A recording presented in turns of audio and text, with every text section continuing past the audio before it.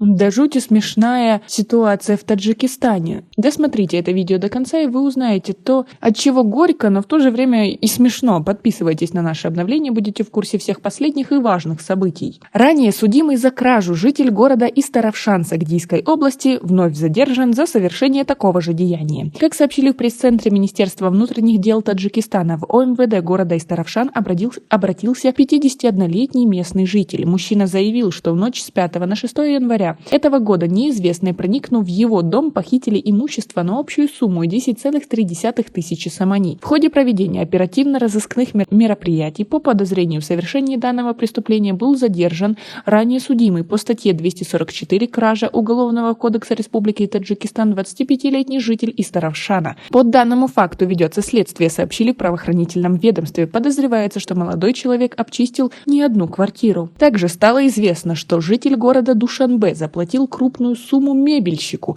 за изготовление качественной мебели, которой мужчина так и не дождался. Как сообщили в пресс-центре Министерства внутренних дел Таджикистана, сотрудниками милиции по подозрению в мошенничестве был задержан 37-летний житель Яванского района. Отмечается, что подозреваемый 11 декабря 2021 года, войдя в доверие, представившись мебельщиком, взял у 31-летнего жителя столицы 57 тысяч сомани. За эту сумму предполагаемый мошенник обещал спроектировать и изготовить качественную мебель, чего с его стороны сделано не было, как и не были возвращены деньги заказчику. По данному факту ведется следствие, сообщили в правоохранительном ведомстве. Как вы относитесь к тому, что в последнее время участились такие истории? Такое ощущение, что раньше не было такого количества мошенников, или было? Как вы думаете? Свои ответы напишите нам, пожалуйста, в комментарии. Ну и как им не быть, если вот такое вот происходит? Агентство по государственному финансовому контролю и борьбе с коррупцией Таджикистана сообщает о прекращении уголовного дела в отношении сотрудника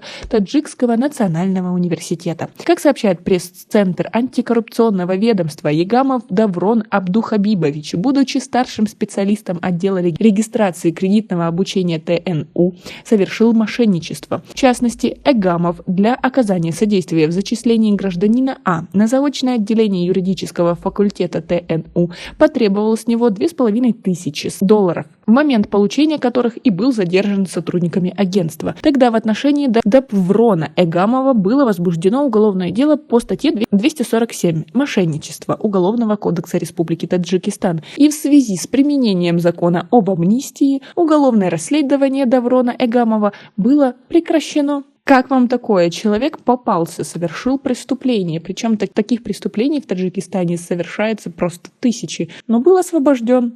Вот как можно бороться с преступностью, если всех преступников отпускают на волю, а многих даже не пытаются привлечь? Как вы относитесь к такой ситуации в стране? Свои ответы напишите нам, пожалуйста, в комментарии. У нас пока на этом все. Оцените наше видео подпиской и лайком. До скорой встречи!